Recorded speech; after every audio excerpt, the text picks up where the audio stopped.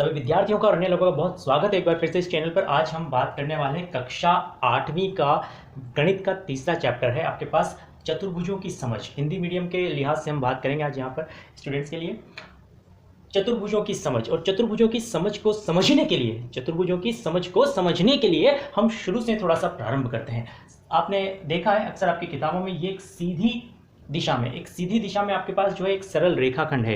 एक सरल रेखा का ये भाग होता है, और अगर आप इस चीज़ को देखें तो ये आपके पास एक सीधी रेखा का भाग नहीं है, ये आपके पास एक वक्र रेखा का भाग है। तो ये जो आपका एक ही दिशा में होता है, एक निश्चित दिशा में, आप एक सीध में आप कह सकते हैं, ये बच्चों ये क्या है, एक सरल रेखाखंड है। और ये आपके पास क्या है, एक वक्र रेखाखंड है।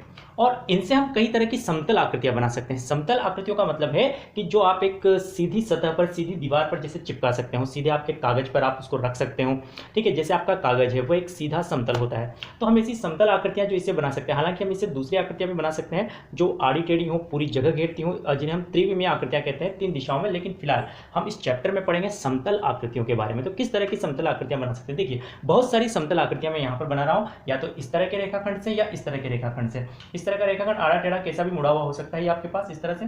तो ये आपके पास जैसे एक आकृति हो गई, ये आपके पास एक आकृति हो गई। और हम दोनों को मिला के भी बना सकते हैं, जैसे ये तो मैंने सरल रेखाखंड बनाया इस तरह से, और यहाँ पर मैंने एक मुड़ा हुआ रेखाखंड बना दिया, और इस तरह से मैंने कोई आकृति बना दी। ये बहुत सारी आकृतियाँ आप देख रहे हैं। क्या फ़र्क देख रहे हैं इनमें, कि इनमें कुछ आकृतियाँ तो ऐसी है, जैसे ये आकृति है, ये आकृति सिर्फ सरल रेखाखंडों से बनी हुई है। ऐसी कोई आकृति मैं और बना दूँ तो ये आकृति सिर्फ और सिर्फ सरल रेखाखंडों से बनी हुई है। और इस तरह की आकृति आपके पास जो है, जैसे ये आकृति है, ये आकृति है, और आपके पास एक आकृति हम ऐसे ले लेते हैं, ये आकृति है। ये आकृति आपके पास जो है ये वक्र रेखाखंडों से ही बनी हुई है। और इस तरह की जो आकृति आपके पास, इसमें आपके पास सरल रेखाखंड भी है और वक्र रेखाखंड भी है। यहाँ सरल रेखाखंड भी है और वक्र रेखाखंड भी है। पहली बात तो ये हो गई कि सरल रेखाखंडों से भी बनी है और वक्र रेखाखंडों से भी बनी है। दूसरी बात ये हो गई कि कुछ आकृतियां तो ऐसी है जो खुली हुई हैं। खुली हुई होने का मतलब है कि अगर हम इसके अंदर किसी को रख दें, किसी कीड़े को रख दें, और इसे हम यहाँ पर डंडियां मान लें, पेक मान लें, तो ये पैक्ड है, ये बंद है। और कुछ जो है वो खुली हुई है, जैसे ये बंद आकृति है, ये बंद आकृति है, ये बंद आकृति है, ये बंद आकृति है, ये खुली आकृति है, ये खुली आकृति है। यदि मैं इसे यहाँ से मिटा देता हूँ तो ये आपके पास खुली आकृति हो गई। ये आपके पास यहाँ से मिटा दिया तो ये आपके पास खुली आकृति हो गई। तो इन आकृतियों को हम सामान्य भाषा में इनको बंद वक्र और खुला वक्र कहते हैं, बंद वक्र और खुला वक्र कहते हैं। अब हम इस तरह की आकृतियों की बात करेंगे जिनमें केवल सरल रेखाखंड होते हैं और बंद। यहाँ पर हमने क्या देखा, देखो एक तो हमने देखा सरल रेखाखंड से बनी आकृतियां, एक हमने देखा वक्र रेखाखंड से बनी आकृतियां, और यहाँ हम इन सारी आकृतियों को मिलाकर भी वक्र ही कहते हैं, ठीक है। और उसके बाद हमने देखा यहाँ पर एक खुली हुई आकृतियां और एक हमने देखी बंद हुई आकृतियां। अब हम बात किसकी करेंगे, हमारे चैप्टर में हम किस चीज़ की बात करने वाले हैं, इस चीज़ की और इस चीज़ की, इन दोनों से मिलकर जो बना हुआ है, यानी कि सरल रेखाखंडों से और बंद आकृति जो बनी हुई है उसकी हम बात करेंगे। तो अब हम आगे इसी चीज़ को पढ़ेंगे डिटेल से, सरल रेखाखंड से बनी बंद आकृतियां, और वो भी हम किस पे पढ़ रहे हैं, समतल पे, समतल आकृति। तो अब हम इस चीज़ को क्या कहेंगे, देखेंगे 3 चीज़ों पे आप ध्यान दें। हमारी परिभाषा वहीं से बनेगी आपकी, कि सरल रेखाखंड पहली बात, दूसरी बात आपकी बंद आकृति, और तीसरी चीज़ है आपके पास समतल आकृति। यानी कि केवल सरल रेखाखंडों से, इसमें मुड़े हुए रेखाखंड नहीं होने चाहिए, केवल सरल रेखाखंडों से बनी बंद समतल आकृति को, बंद समतल आकृति को हम क्या नाम देंगे, उसे हम कहेंगे बहुभुज, उसे हम कहेंगे बहुभुज। यहाँ इस बंद में भी एक बहुत विशेष, आप बिल्कुल एक एक चीज़ आपको बारीकी से समझाएंगे, एक एक चीज़ कि आपके मैथमेटिक्स का कंसेप्ट बिल्कुल क्लियर हो जाए कि बंद में भी हम 2 तरह की आकृतियाँ देखते हैं। अब देखेंगे, मैं आपके पास 2 तरह की आकृतियाँ बना रहा हूँ। यहाँ पर ये एक रेखाखंड सरल रेखाखंड है, ये सरल रेखाखंड है, ये सरल रेखाखंड है, और ये सरल रेखाखंड है, और ये बंद भी है आकृति। और यही मैं 4 सरल रेखाखंड इस तरीके से खींच रहा हूँ, 1 2 3 4। यहाँ भी मैंने 4 सरल रेखाखंड खींचे थे, 1 2 3 4। यहाँ भी 4 रेखाखंड है, यहाँ भी बंद आकृति है, यहाँ भी बंद आकृति है, ठीक है। ये भी समतल है और ये भी समतल है। फर्क क्या है दोनों में, कि इसमें आपके पास 2 बंद हिस्से हैं, यानी कि इस बंद हिस्से से इस बंद हिस्से में सीधे सीधे नहीं जाया जा सकता, जबकि यहाँ एक ही बंद हिस्सा है। तो आपका यह है आपका सरल बंद वक्र, इसे हम कहते हैं सरल बंद वक्र, यानी कि जिसमें एक ही बंद क्षेत्र आपके पास बनता है, एक ही क्षेत्र ऐसा होता है जो पेक होता है। तो यहाँ आपको 2 पेक, 2 बंद, 2 क्लोज्ड शेप आपको मिलेंगी, लेकिन इसमें एक ही है। तो हम इनकी बात करने वाले हैं, इस सारी चीज़ की हम बात करने वाले हैं। अब हम इसी के बारे में इस चैप्टर में पढ़ेंगे। सरल रेखाखंडों से बनी सरल बंद समतल आकृति, सरल बंद वक्र जो केवल सरल रेखाखंडों से बनता है वो भी समतल पर, उसे हम क्या नाम देंगे? उसे हम नाम देंगे बहुभुज। बहुभुज। अब बहुभुज के बारे में डिटेल से देखें, बहुभुज क्या होता है। हम यहाँ पर बहुभुज के लिए सबसे पहली कंडीशन आप देखिए कि हमने अभी एक शब्द का यहाँ पर प्रयोग किया बंद। तो बंद हम कितने रेखाखंडों से बना सकते हैं? मैंने एक रेखाखंड खींचा और दूसरा रेखाखंड खींचा, मैं चाहकर भी इनसे बंद आकृति नहीं बना सकता। दो रेखाखंडों से मैं बंद आकृति नहीं बना सकता। मुझे बंद आकृति बनाने के लिए तीसरा रेखाखंड खींचना ही पड़ेगा। यानी कि जो बंद समतल आकृतियां जो हम पढ़ रहे हैं, जो सरल रेखाखंडों से बनी हुई, अर्थात हम जो बहुभुज पढ़ रहे हैं, उस बहुभुज में पहला आपके पास यहाँ पर बहुत ही महत्वपूर्ण प्रश्न भी बनता है और उसका उत्तर भी निकलता है। प्रश्न बनता है कि एक बहुभुज के लिए कम से कम कितने रेखाखंड, या उन रेखाखंडों को हम नाम देते हैं भुजाएं। बहुभुज शब्द में भुज का मतलब होता है भुजाएं, जिसकी बहुत सारी भुजाएं होती है, पर बहुत सारी कितनी, कहाँ से शुरू होंगी? जब हम एक वचन और बहुवचन पढ़ते हैं तो हम हिंदी में एक को तो एक वचन मानते हैं और एक से ज़्यादा होते हैं, दो होते हैं, हम क्या मान लेते हैं? उसको बहुवचन मान लेते हैं, चाहे दो हो, चाहे तीन हो, चाहे चार हो, चाहे पाँच हो। संस्कृत में हम एक हो तो एक वचन मानते हैं, दो हो तो द्विवचन मानते हैं और दो से ज़्यादा होते हैं बहुवचन मानते हैं। तो यहाँ जो बहु है वो बहु हम किसे मानेंगे? गणित में हम यहाँ इस बहुभुज में बहु किसे कहेंगे? भुज का मतलब हो गया भुजाएं। तो यहाँ पर आपके बंद आकृति बनने के लिए कम से कम तीन भुजाएं होनी चाहिए। आपसे प्रश्न पूछा जा सकता है कि एक बहुभुज में कम से कम कितनी भुजाएं होती है? तो एक बहुभुज में कम से कम तीन भुजाएं होती है। बहुभुज की जो शुरुआत होती है वो तीन भुजाओं से होती है और तीन भुजाओं वाला जो हमारा बहुभुज होता है, पहला बहुभुज, वो आपके पास क्या होता है? त्रिभुज होता है। इसका नाम है आपके पास त्रिभुज। तो पहला सबसे सामान्य जो बहुभुज है वो आपके पास त्रिभुज है। उस त्रिभुज में आपके पास तीन भुजाएं होती है और तीन ही इसमें आपके पास शीर्ष हैं, एक दो तीन। शीर्ष मतलब इसके कोने, और हर कोने पर एक कोण बना हुआ है, तीन ही आपके पास कोण है। यानी कि एक त्रिभुज में तीन भुजाएं, तीन शीर्ष और तीन कोण होते हैं। तो अब हम ये कह सकते हैं कि n भुजा वाले, n कोई भी संख्या हो सकती है, n का मान n का मान 3 हो सकता है, 4 हो सकता है, 5 हो सकता है, 6 हो सकता है, 7 हो सकता है, 8 हो सकता है, 9, 10, 11, 12 कुछ भी हो सकता है। तो n भुजा वाले बहुभुज में n भुजाएं होती हैं, n ही उसमें शीर्ष होते हैं और n ही उसमें अंतः कोण होते हैं। यानी कि n उसके कोण होते हैं, n शीर्षों पर n कोण उसके बनते हैं। तो इसे हम बहुभुज कहते हैं। और बहुभुज में जब हम दो शीर्षों को मिलाते हैं तो हमें भुजा मिलती है। लेकिन अगर हम इससे ज़्यादा देखिए शीर्ष लेते हैं, जैसे हम 4 शीर्ष वाला चतुर्भुज लेते हैं, तो इस और इस शीर्ष को मिला के भुजा बन रही है, इस और इस शीर्ष को मिला के भुजा बन रही है, इस और इस शीर्ष को मिला के भुजा बन रही है। लेकिन अगर हम इस शीर्ष को इस शीर्ष से मिला दें तो ये भुजा नहीं होती, क्योंकि अगर हम इसे भुजा मानेंगे तो ये सरल बंद वक्र नहीं रह जाएगा, क्योंकि इसमें दो बंद आकृतियां हो जाएंगी। तो हम आकृति तो बाहर की ही ले रहे हैं, लेकिन अगर हम इससे आमने सामने के इन कोनों को मिला देते हैं तो ये जो बनता है ये होता है आपका विकर्ण बनता है। ये जो आपकी डॉट डॉट से मैंने लाइन खींची है, इसको हम भुजा नहीं कहते, ये इसका विकर्ण कहलाएगा, क्योंकि भुजाएं तो इसकी 4 ही हैं बाहर की, ये बाहर की 4 ही इसकी भुजाएं हैं। इस अंदर की रेखा को हम विकर्ण कहते हैं। और इसके अलावा आपके पास अंदर कोण बनते हैं, जैसे इसमें 4 कोण आपके यहाँ पर बने हुए हैं। और अब हम देखेंगे कि आपके जो ये कोण हैं उनके नाप क्या हो सकते हैं, ये विकर्ण कहाँ हो सकता है। इससे हम दो इसके महत्वपूर्ण प्रकार पढ़ने वाले हैं, ध्यान से समझेंगे। दो महत्वपूर्ण प्रकार हम इसके पढ़ने वाले हैं। तो उन प्रकारों की शुरुआत त्रिभुज से नहीं होती, क्योंकि त्रिभुज तो आप इस तरह का ही बना सकते हैं, त्रिभुज में कोई विकर्ण नहीं होता। दूसरा महत्वपूर्ण सवाल, अगर आपसे पूछ लिया जाता है कि त्रिभुज में कितने विकर्ण होते हैं, तो त्रिभुज में कोई विकर्ण नहीं होता। त्रिभुज में 3 भुजाएं होती है पर त्रिभुज में कोई विकर्ण नहीं होता। और विकर्ण की शुरुआत जो है वह चतुर्भुज से होती है, और चतुर्भुज में 2 विकर्ण होते हैं, एक आपके पास ये हो गया और एक आपके पास ये हो गया। ठीक है, अब थोड़ा और डिटेल से हम पढ़ेंगे कि बहुभुज में आपके सामने 2 बहुभुज बना रहा हूँ और 2 बहुभुज जो बना रहा हूँ उनमें हम फर्क समझेंगे। ये आपके पास एक बहुभुज है, ये मैं चतुर्भुज के रूप में बना रहा हूँ। ये बहुभुज है आपका चतुर्भुज, यानी कि 4 भुजाओं वाला, जो आप पिछली कक्षाओं में भी पढ़ चुके हैं। और यहाँ भी आप ध्यान से देखेंगे 1, 2, 3 और 4। अब मैं इनको लाइन से नाम देता हूँ। पहला शीर्ष A, B, C और D। यहाँ भी हमने A, B, C और D लाइन से नाम दिया। यानी कि ये पहला शीर्ष, ये दूसरा, ये तीसरा, ये चौथा, पहला, दूसरा, तीसरा और चौथा। तो हम ये देखेंगे कि ये इसके अंतर कोण है। इस कोण को अगर आप चांदे से नापोगे तो ये कोण जो है वो आपको 180 डिग्री से कम कोण मिलेगा। 180 डिग्री से कम, ये कोण भी आपको 180 डिग्री से कम मिलेगा और ये कोण भी आपको 180 डिग्री से कम मिलेगा और ये कोण भी आपको 180 डिग्री से कम मिलेगा। हम अंतः कोण की बात कर रहे हैं, यानी कि अंदर वाले कोण की बात कर रहे हैं। अब यहाँ पर आप देखेंगे कि ये कोण आपको 180 डिग्री से कम मिलेगा अंदर अगर आप इसे नापेंगे, इस हिस्से को चांदे से। ये कोण भी आपको 180 डिग्री से कम मिलेगा और ये कोण भी आपको 180 डिग्री से कम मिलेगा। लेकिन अगर आप चाहते से इस कोण को अंदर से नापेंगे, यानी कि यहाँ से यहाँ तक, आप इसको यहाँ से यहाँ तक नापेंगे तो इसका मान 180 डिग्री से अधिक होगा, 180 डिग्री से अधिक होगा। ठीक है, तो पहली बात, इन दोनों आकृतियों में 4 सरल रेखाखंड है, 4 भुजाएं हैं, दोनों ही चतुर्भुज है।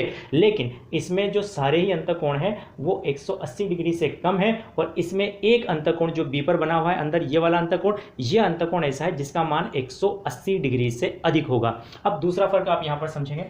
दूसरे फर्क में आप ये समझेंगे कि हम इसके विकर्ण बना रहे हैं तो आपका पहला और दूसरा शीर्ष है, ये आमने सामने के शीर्ष नहीं है, पहला और तीसरा आमने सामने के होंगे, यानी कि ए और सी को जब आप मिलाएंगे तो आपको इसका पहला विकर्ण मिलेगा। ये विकर्ण भी आपका इस चतुर्भुज के अंदर ही है। और बी और डी, दूसरे और चौथे शीर्ष को जब आप मिलाएंगे तो आपको दूसरा विकर्ण आपका मिलेगा, ये भी इस चतुर्भुज के अंदर ही है। तो हम यहाँ भी वही काम करते हैं, यहाँ भी हम बी को डी से और ए को सी से मिलाते हैं। तो बी को डी से मिलाया मैंने तो ये मुझे एक विकर्ण मिला जो मैंने डॉट डॉट की लाइन से खींचा हुआ है, और ए को सी से जैसे मिलाया तो ए को सी से मिलाऊंगा तो मुझे दूसरा विकर्ण मिलेगा। और ये दूसरा विकर्ण जो है, ये दूसरा विकर्ण इस चतुर्भुज के बाह्य भाग में, यानी कि इसके बाहरी भाग में आ गया है। तो दूसरा फर्क आपने इन दोनों आकृतियों में ये देखा, दोनों ही चतुर्भुज हैं, दोनों में ही 4 भुजाएं हैं, दोनों में ही 4 शीर्ष है। पहला अंतर तो ये था कि इसमें सारे कोण 180 डिग्री से कम थे और इसमें जो एक कोण है वो 180 डिग्री से अधिक है। एक कोण, बी वाला कोण जो है वो 180 डिग्री से अधिक है। और इसमें आपके दोनों ही विकर्ण अंदर ही थे, लेकिन इसमें जो एक विकर्ण है वो उस बहुभुज के बाहरी भाग में स्थित है। तो ये दो अंतर आप समझिए। इस और इस प्रकार को हम क्या नाम देते हैं? इस प्रकार की आकृति को हम नाम देते हैं उत्तल बहुभुज। तो यहाँ जो आपके पास बहुभुज है वो चतुर्भुज के रूप में है, तो आपका हो जाएगा उत्तल चतुर्भुज। और ये जो है आपके पास, ये आकृति आपके पास हो गई अवतल बहुभुज, और आपके पास ये चतुर्भुज है तो आपके पास क्या हो गया, ये अवतल बहुभुज हो गया। तो उत्तल बहुभुज और अवतल बहुभुज में क्या अंतर है? उत्तल बहुभुज में अंदर का जो कोण होता है अंतःकोण, प्रत्येक अंतःकोण 180 डिग्री से कम होता है, जबकि अवतल बहुभुज में कोई ना कोई कोण ऐसा होता है जो 180 डिग्री से अधिक नाप का होता है। दूसरा अंतर, उत्तल बहुभुज में सभी विकर्ण अंदर ही स्थित होते हैं, जबकि अवतल बहुभुज में कोई ना कोई विकर्ण ऐसा होता है जो उस बहुभुज के बाहरी भाग में स्थित होता है, जहां जैसे कि ये डॉट डॉट से जो विकर्ण बनाया है ये बाहरी भाग में स्थित है। ये आपके अंतर हो गए उत्तल बहुभुज में और अवतल बहुभुज में। और उत्तल और अवतल जो प्रकार हैं वह चतुर्भुज से प्रारंभ होते हैं। उत्तल और अवतल चतुर्भुज हो सकते हैं, पंचभुज हो सकते हैं, षटभुज हो सकते हैं, लेकिन त्रिभुज में ऐसा कोई मामला नहीं होता, त्रिभुज में कोई विकर्ण भी नहीं होता है। अब हम पढ़ेंगे कि इन बहुभुजों के, अब हम देखिए, पहले मैंने आपको बहुत सारी चीज़ें बताई, फिर मैंने कहा कि हम इनके बारे में ही पढ़ेंगे, फिर उसमें भी मैंने आपको सरल बंध आकृति बताई और उसके बारे में ही हम पढ़ेंगे, फिर उसमें से भी हम बहुभुज पढ़ रहे हैं और उसमें से भी हम आगे का जो अध्ययन करेंगे। उत्तल और अवतल में हमने अंतर समझ लिया। सब कुछ अगर हम एक ही चैप्टर में पढ़ने लग जाएंगे और एक ही क्लास में पढ़ेंगे तो एक ही टॉपिक पर आपकी सारी बुक खत्म हो जाएगी। इसलिए थोड़ा थोड़ा करके हर क्लास में पढ़ाया जाता है, थोड़ा थोड़ा कंसेप्ट, जैसे आपकी शुरुआती क्लास से पढ़ते हुए आ रहे हैं। तो यहाँ इस चैप्टर में अब हम आगे की जो पढ़ाई करेंगे, ये दोनों टॉपिक इसमें शामिल हैं, ये आपको समझना है। क्वेश्चन भी पूछा जा सकता है कि उत्तल बहुभुज और अवतल बहुभुज में क्या अंतर है, या उत्तल चतुर्भुज और अवतल चतुर्भुज में क्या अंतर है। लेकिन इसके बाद के जो टॉपिक हैं उस टॉपिक में सिर्फ हम उत्तल की बात करेंगे, यानी कि उत्तल बहुभुज की ही हम बात करेंगे। और उत्तल बहुभुज के बारे में कंसेप्ट सीखने के बाद हम सिर्फ चतुर्भुज के बारे में बात करेंगे। और इस वीडियो में हम आपसे बहुभुज की बात कर रहे हैं, और अगला जो वीडियो आएगा इससे, इसी सीरीज का, इसी श्रेणी का जो अगला वीडियो होगा उसमें हम चतुर्भुजों के विभिन्न प्रकारों के बारे में पढ़ेंगे। तो फिर हम यहाँ पर उत्तल बहुभुज की बात करें, अब हम सिर्फ इसी टॉपिक की बात करेंगे, उत्तल बहुभुज की बात करेंगे। तो उत्तल बहुभुज में सबसे पहले हमने क्या सीखा था? हमने सीखा था कि हमारे पास कम से कम हमारे पास कितनी भुजाएं होनी चाहिए? 3। अगर हम भुजाओं की संख्या को नाम दें n, तो हमारे पास 3 भुजाएं होनी चाहिए। और जब 3 भुजाएं होती है तो हमारे पास जो उसका नाम होता है, उसका नाम हमारे पास होता है त्रिभुज। ठीक है। उसके बाद हमारे पास 4 भुजाएं जब होती है तो उसका नाम हमारे पास होता है चतुर्भुज। 5 भुजाएं हमारे पास होंगी तो नाम होगा हमारे पास पंचभुज। इसी प्रकार 6 भुजाओं का जो आपके पास बनेगा वो आपके पास बनेगा षटभुज। षटभुज के बाद आपके पास सप्तभुज, अष्टभुज, नवभुज और दशभुज। इसी तरीके से आपके बनते जाएंगे। संस्कृत की जो गिनती है उसके हिसाब से हम नाम लिख सकते हैं, षटभुज, सप्तभुज, अष्टभुज, नवभुज, दशभुज, एकादशभुज, द्वादशभुज, त्रयोदशभुज, चतुर्दशभुज, इस तरह से। अब एक खास बात यह है कि आपने अब तक जो पढ़ा है ज्योमेट्री में, ज्यामिति में, उसमें आपने ये पढ़ा है पिछली क्लासेस में कि त्रिभुज के तीनों अंतःकोणों का योग 180 डिग्री होता है। त्रिभुज के तीनों अंतःकोणों को, एक त्रिभुज लें उसके तीनों अंतःकोणों को हम जोड़ें तो जोड़ के जो टोटल आएगा आपके पास वह 180 डिग्री आएगा। तो क्या दूसरे बहुभुजों में भी ऐसा कोई नियम होता है? तो उसके लिए हम आपको बिना किसी उत्पत्ति के, आपकी कक्षा के सिलेबस के अनुसार, उसके कठिनाई स्तर के अनुसार, हम बिना किसी उत्पत्ति के सीधे सीधे आपको ये बता रहे हैं कि किसी भी बहुभुज में, किसी भी उत्तल बहुभुज में, वैसे अवतल बहुभुज में भी योग यही होता है पर हम अपनी पढ़ाई को यहाँ उत्तल बहुभुज तक सीमित रखेंगे फिलहाल, कि बहुभुज में अगर n भुजाएं हैं, n भुजाएं हैं, ध्यान रखिए उत्तल अवतल दोनों में लगेगा जो नियम बता रहा हूं वो, लेकिन हम जो क्वेश्चंस करेंगे वो क्वेश्चन उत्तल बहुभुजों से संबंधित ही करेंगे कि n भुजाओं वाले बहुभुज में अंतःकोणों का जो योग होता है, अंतःकोणों का योग बहुत ही महत्वपूर्ण है, ये बहुत ही महत्वपूर्ण है। अंतःकोणों का योग n-2 इंटू 180 डिग्री होता है, n-2 यानी कि उनकी भुजा की संख्या, n क्या है? भुजा की संख्या, भुजा की संख्या में से 2 घटाना है और 180 डिग्री से गुणा कर देना है। जैसे त्रिभुज है तो त्रिभुज में आपके पास 3 में से आपने 2 घटाया और 180 से गुणा कर दिया, 3 में से 2 घटाया 1, 1 को 80 डिग्री से गुणा किया 180 डिग्री से, तो 180 डिग्री क्या होता है? तीनों अंतःकोणों का योग होता है। चतुर्भुज में आप देखेंगे कि 4 में से आप 2 घटाएंगे, 2 और उसको 180 से गुणा करेंगे तो आपके पास आएगा 360 डिग्री। 360 डिग्री जो होता है वो इसके चारों अंतःकोणों का योग होता है। और पंचभुज में आपके पास आप लिखेंगे 5-2 इंटू 180 डिग्री, तो आपके पास यहाँ पर आएगा 5 में से 2 घटा के आपके पास 3 आएगा और 540 डिग्री इसके पांचों अंतःकोणों का योग होता है। इसी प्रकार षटभुज में आप देखेंगे 6-2 इंटू 180 डिग्री, तो आपके पास यहाँ पर 4 आएगा और 4 को आप 180 से गुणा करेंगे 720 डिग्री। 720 डिग्री इसके छठों अंतःकोणों का, यानी कि 6 के 6 अंतःकोणों का जो योग होता है वो 720 डिग्री होता है। इसी प्रकार से अगर आप मान लीजिए कि दशभुज पे भी चले जाएं और दशभुज में से वो कितनी भी भुजाएं आपको दे दे कि आप अंतःकोणों का योग ज्ञात कीजिए, तो आपको करना क्या है? जितनी भुजाएं हैं उसमें से आपको 2 घटाना है और 2 घटाने के बाद आपको 180 डिग्री से गुणा कर देना है। तो 180 डिग्री से गुणा कर देंगे तो यहाँ आएगा आपके पास 8 और 8 को आप 180 से गुणा करेंगे तो आपके पास इसका जो योग आएगा वो 1440 डिग्री। 1440 डिग्री उसके अंतःकोणों का योग होगा। भुजाओं की संख्या में से पहले 2 घटाइए और जो आता है उसको 180 डिग्री से गुणा कर दीजिए तो आपके पास क्या आ जाएगा? अंतःकोणों का योग आ जाएगा। इस प्रकार हम किसी भी बहुभुज के अगले जो हमारे वीडियोज आएंगे, एक वीडियो की लेंथ को हम सीमित रखेंगे कि आप आराम से देख के समझ सकें। अगले वीडियोस में आपको इसी चैनल पर इससे रिलेटेड अगला वीडियो मिल जाएगा और उसमें हम आपको बताएंगे कि कैसे हम इनसे संबंधित प्रश्नों को हल करेंगे। और भी कंसेप्ट हम यहाँ पर सीखेंगे। अंतःकोणों के योग की हमने बात की है, अब हम आपको कंसेप्ट समझा रहे हैं यहाँ पर बहिष्कोण या बाह्य कोण के बारे में। बहिष्कोण या बाह्य कोण का जो कंसेप्ट है ध्यान से समझेंगे हम। या तो हम इसे बोल सकते हैं बाह्य कोण या हम इसे बोल सकते हैं बहिष्कोण। बहिष्कोण का कंसेप्ट क्या है? कोई भी एक हम बहुभुज ले लेते हैं, जैसे कि ये हमने बहुभुज लिया है पंचभुज के रूप में। पंचभुज के रूप में हमने एक बहुभुज लिया है, इसकी किसी भी एक भुजा को आप आगे बढ़ाइए। जैसे कि हम इस भुजा को आगे बढ़ा देते हैं और उसकी बगल वाली यानी कि उसकी जो आसन्न भुजा है, उसकी आसन्न भुजा है आपकी ये, इस भुजा और इस भुजा के बीच में जो अंदर कोण बनेगा उसे हम बोलेंगे अंतःकोण। तो ये कोण जो है आपका, ये अंतःकोण है। क्या है आपका? अंतःकोण है। और इस भुजा को आगे बढ़ाने के बाद उसके बगल वाली भुजा के साथ जो बाहर का कोण जो उसका बना वो उसका क्या होगा? बहिष्कोण होगा। यानी कि ये अंतःकोण है और ये बहिष्कोण है। ठीक इसी तरीके से अगर आप इस वाली भुजा को आगे बढ़ाते हैं तो आप देखेंगे कि इस भुजा के और इस भुजा के बीच में ये जो कोण है ये अंतःकोण है आपका, ये अंतःकोण है। और इस भुजा के और इसी भुजा के जब हमने आगे बढ़ा दिया और आगे बढ़ाने पर जो कोण इनके बीच में बना ये आपका क्या होगा? बहिष्कोण होगा। इस प्रकार हर सिरे पर, हर कोने पर, हर शीर्ष पर अंदर एक अंतःकोण होता है और वहां से हम किसी भुजा को आगे बढ़ा देंगे तो बाहर आपको बहिष्कोण प्राप्त हो जाता है। अब इन दोनों में संबंध क्या होता है? देखिए इन दोनों में संबंध देखिए, ये आपकी एक सीधी रेखा है और एक सीधी रेखा अगर आप चांदे पे नापेंगे, इस तरह से आपका चांदा होता है, तो एक सीधी रेखा जो होती है यहाँ से यहाँ तक वो 0 से 180 डिग्री तक आपके पास होता है। यहाँ 0 डिग्री, यहाँ 180 डिग्री, या फिर यहाँ 0 और यहाँ 180 डिग्री। तो ये सीधी रेखा कितने डिग्री का कोण बनाती है? बीच में 180 डिग्री का कोण बनाती है। तो आपके पास ये जो दोनों कोण बनेंगे अंतः और बाह्य, अंतः और बाह्य कोण का योग कितना होगा? 180 डिग्री। इसका मतलब यह है कि अगर आपको किसी एक शीर्ष पर, किसी एक कोने पर आपको अंतः कोण दिया है तो आप बाह्य कोण निकाल सकते हैं और बाह्य कोण दिया है तो अंतः कोण निकाल सकते हैं। कैसे निकाल सकते हैं? जैसे कि मान लीजिए कि आपको इस कोण का मान दिया है 110 डिग्री, ये आपका अंतः कोण है। 110 डिग्री आपको दिया हुआ है अंतः कोण और आप यहाँ का बाह्य कोण निकालना चाहते हैं तो 180 में से 110 को घटा लीजिए तो आपको क्या मिलेगा? आपको मिलेगा यहाँ पर 70 डिग्री आपका क्या मिलेगा? आपको बाह्य कोण प्राप्त हो जाएगा। और मान लीजिए कि ये कोण आपको दे रखा है 90 डिग्री और आपको यहाँ का बहिष्कोण निकालना है तो 180 डिग्री में से हम 90 डिग्री को माइनस कर देते हैं तो 90 डिग्री ही आपका बहिष्कोण होगा। इसी प्रकार बहिष्कोण से अंतःकोण और अंतःकोण से बहिष्कोण निकाल सकते हैं, उसी शीर्ष वाला।